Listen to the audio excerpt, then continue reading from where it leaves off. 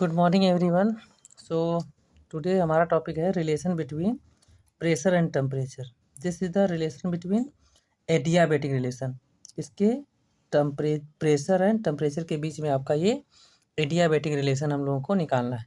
सो हम लोग जानते हैं आइडियल गैस इक्वेशन क्या होती है, P V equal to N R T होती है। यहाँ पर एन की वैल्यू 1 है, क्यों? क्योंकि for n 1 mole of ideal gas P V equal to R T हो जाएगा। यहाँ से आपको वी की वैल्यू निकाल के आर टी अपॉन में पी, जो पिछला रिलेशन हम लोग पढ़ चुके हैं, P V to the power gamma equal to K आया था, यहाँ पर वी की वैल्यू निकाल के पुट करना है। तो जब यहाँ पुट करेंगे तो ये आर टी अपॉन में P to the power whole कितनी हो जाएगी, गामा, और ये आपका कांस्टेंट है।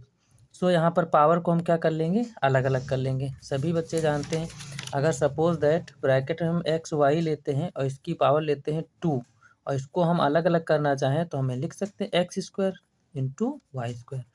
ऐसे ही हमने क्या किया है, यहाँ पर पावर्स को अलग किया है।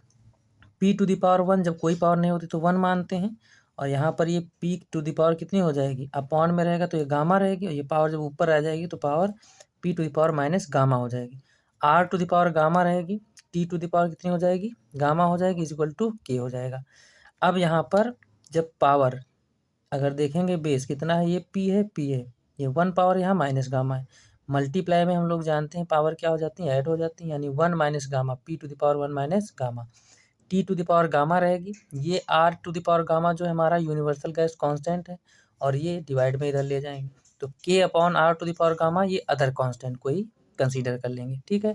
यानी P to the power 1 minus gamma is multiplied by T to the power gamma is equal to other constant, this is सी।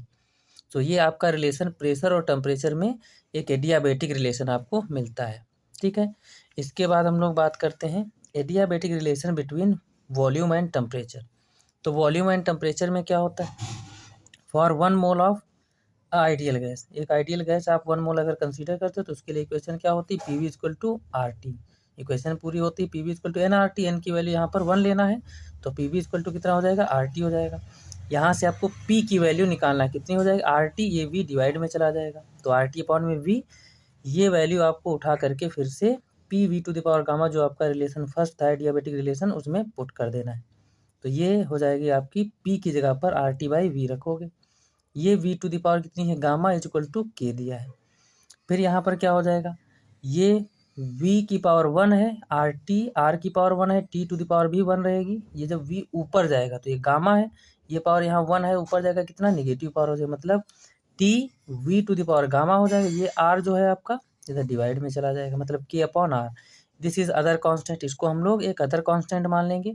और फाइनली हम लोग लिख देंगे T V to the power gamma minus 1 is equal to C, ये कोई ये other constant आपका रहेगा।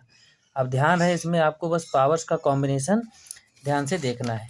जैसे हम यहाँ पर बता रहे हैं, जैसे आपका ये दिया है कितना, आर टी अपॉन में V multiplied by V to the power gamma. तो इसकी जो हम बात कर रहे हैं, जब इसको ऊपर ले जाएंगे तो गामा की पावर कितनी हो जाएगी, मतलब V to the power V to the power minus 1 हो जाएगी, into V to the power gamma रहेगी। तो जब इन दोनों को ऐड में, हम जानते हैं मल्टीप्लाई जब होता है बीच में तो पावर्स ऐड हो जाती हैं, तो ये V to the power gamma है, ये -1, यानी गामा -1 हो जाएगी। हम ये बताना चाह रहे हैं, ठीक है। तो ये ध्यान रखिएगा, V to the power gamma -1 जो कि ये लिखी है, ये आपका एडियाबेटिक रिलेशन किसके, वॉल्यूम एंड टेम्परेचर के बीच में, T V to the power gamma -1 equal to constant आता है, ठीक है। इसके बाद हम लोग पढ़ेंगे limitations of first law of thermodynamics. तो फर्स्ट लॉ ऑफ थर्मोडायनेमिक्स में हम लोग सारी चीज़ें तो पढ़ चुके हैं, लेकिन एक चीज़ ध्यान रहे, इनकी कुछ लिमिटेशंस भी रही हैं। लिमिटेशंस में पहली क्या है, पहला है भाई इन्होंने क्या नहीं बता पाया, फर्स्ट लॉ में क्या नहीं डिफाइन होता है, ठीक है। तो first law does not indicate the direction of transfer of heat. First law actual में ये नहीं बता पाता है कि जो हीट का ट्रांसफॉर्मेशन, हम लोग पढ़ रहे हैं क्या, कि हीट हमेशा higher temperature to lower temperature की तरफ जो है फ्लो करती है, लेकिन कोई एक सटीक जवाब ये नहीं मिला कि एक्चुअल में लो टू हाई हीट क्यों नहीं फ्लो होती है, ठीक है। तो इसके बाद हम लोग एग्जांपल से समझते हैं। Heat always flows from hot body to cold body, मतलब एक गर्म बॉडी कोई रखी है, उससे कोल्ड बॉडी दूसरी कोई पास में रखी है, तो हमेशा हॉट बॉडी से कोल्ड बॉडी की तरफ हीट ट्रांसफ़र होती है। But why heat can not flow from cold body to hot body. ऐसा क्यों नहीं होता है कि कोल्ड बॉडी से हॉट बॉडी में हीट फ्लो हो जाए? इसका कोई सटीक जवाब यहाँ रीज़न यहाँ पर फर्स्ट लॉ डिफाइन नहीं करता है। सेकेंड बात यहाँ पर आती है, first law does not tell anything about the conditions under which heat can be converted into mechanical work. यहाँ पर एग्जांपल लिखा है, first law explains the stopping of revolving wheel due to conversion of its kinetic energy into heat due to friction but fails to explain why heat energy can not be converted into kinetic energy.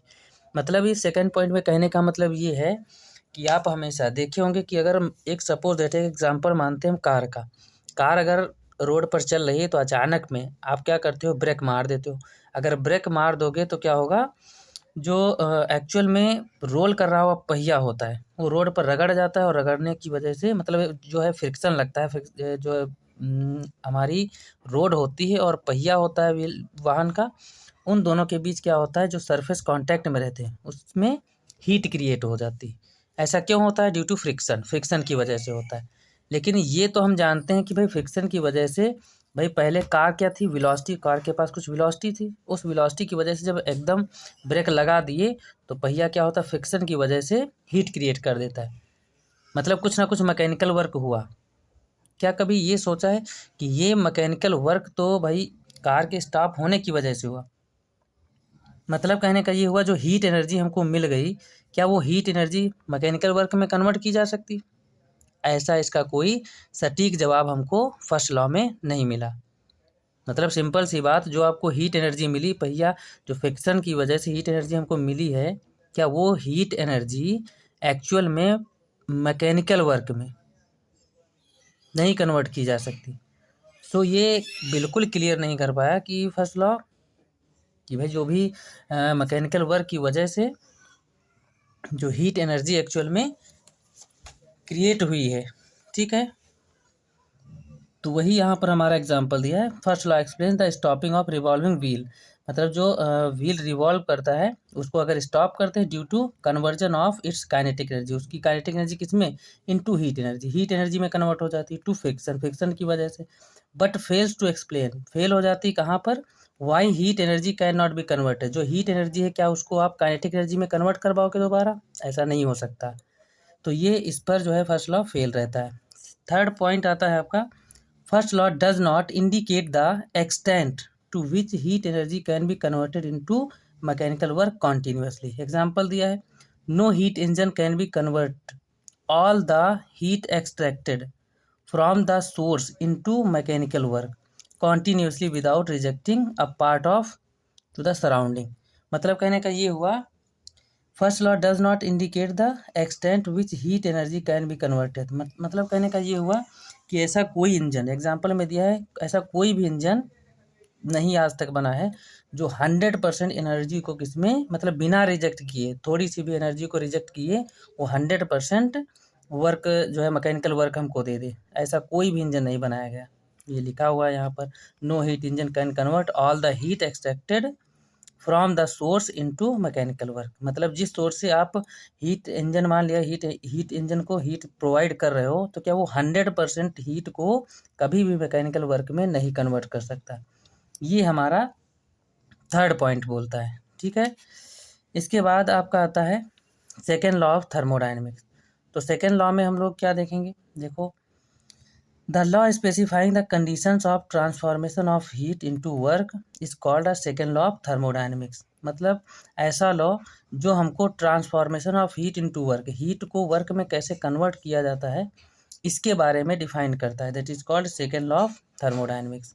तो इसमें दो scientist आए और उन्होंने अपना मत पहला रखा। क्या इन्होंने बताया, पहला आता है केल्विन प्लैंक कांस्टेंट, मतलब केल्विन स्टेटमेंट और प्लैंक स्टेटमेंट, इन दोनों लोगों का मिला जुला ये स्टेटमेंट था। क्या इसमें इन्होंने बताया, it is impossible to get a continuous supply of work by cooling a body or system to a temperature. मतलब इन्होंने एक्चुअल में lower than that of the coldest of its surroundings. मतलब इन्होंने एक्चुअल में बताया ये है कि it is impossible to get a continuous, simple सी बात, जो आपका थर्ड था, थर्ड जो फर्स्ट लॉ ऑफ थर्मोडाइनमिक्स में जो फर्स्ट लॉ की ये लिमिटेशन थी, इसी को इन्होंने अपना लॉ बनाया है। मतलब कहने का ये हुआ, ऐसा कोई भी, सिंपल सी बात, ऐसा कोई भी इंजन नहीं बनाया जा सका है जो 100% हीट एनर्जी को किस में कन्वर्ट कर दे, मैकेनिकल वर्क में कन्वर्ट कर दे। ऐसा कोई भी, इस स्टेटमेंट का मतलब यही है। ठीक है, तो इसके बाद आपका आता है एग्जाम्पल, यहाँ पर दिया है हीट इंजन। ठीक है, अब जैसे हीट इंजन बना हुआ, हीट आप मान लेते हैं किसी इंजन को, जो हीट इंजन है उसको हीट प्रोवाइड करो, जितनी हीट प्रोवाइड करो क्या उतना 100% ये मैकेनिकल वर्क नहीं कर पाता है। ठीक है, दूसरा आता है आपका क्लासियस स्टेटमेंट। तो क्लासियस स्टेटमेंट में क्या होता है, it is impossible for a self acting machine unaided by any external agency to transfer heat from low temperature to high temperature। इसमें ये बताया जाता है कि बिना किसी ऐसी डिवाइस के ये इम्पॉसिबल है कि low temperature to high temperature कभी भी हीट हम फ्लो कर पाएंगे, ऐसा इम्पॉसिबल है। मतलब बिना किसी डिवाइस के हम कभी भी ये नहीं कर सकते कि low temperature to high temperature की तरफ हीट का ट्रांसफॉर्मेशन कर सके। यहीं पर आपका रेफ्रिजरेटर का एग्जांपल है। रेफ्रिजरेटर यही करता है कि जितनी भी एक्चुअल में रेफ्रिजरेटर के अंदर जो गर्म, जैसे मान लिया कोई आप फल या सब्जी कुछ रखते हो तो उसकी हीट को क्या करता है भाई, मोटर लगा होता है फ्रिज के अंदर, और वो मोटर क्या करता है कि जितनी भी गर्म, मतलब कहने का ये होता है बॉडी के अंदर जितनी गर्म हीट होती है, कोई भी आप सब चीज़ रखे हो फ्रिज के अंदर, उससे उस गर्म हीट को निकाल करके सीएफसी का यूज़ करते हुए उस गर्म हीट को निकाल करके बाहर कर देता है और उसको धीरे धीरे ठंडा करना स्टार्ट करता है। मतलब रेफ्रिजरेटर की आप मदद जब लेते हो तभी उस चीज़ को आप जो भी उसमें रखे हुए हो फ्रिज के अंदर उसको ठंडा कर पाते हो। मतलब विदाउट फ्रिज के आप कभी उसको अपने आप नेचुरली ठंडा नहीं कर सकते। कहने का मतलब हमारा ये है। तो स्टेटमेंट जो क्लासियस का था, इन्होंने बताया कि बिना किसी डिवाइस के आप कभी भी लो टू हाई टेम्परेचर को फ्लो नहीं कर सकते। एग्जाम्पल आपका दिया है रेफ्रिजरेटर। सो इसके बाद दिया है आपका सिग्निफिकेंस ऑफ सेकेंड लॉ। तो इसकी चर्चा हम लोग कल करेंगे। Thank you class.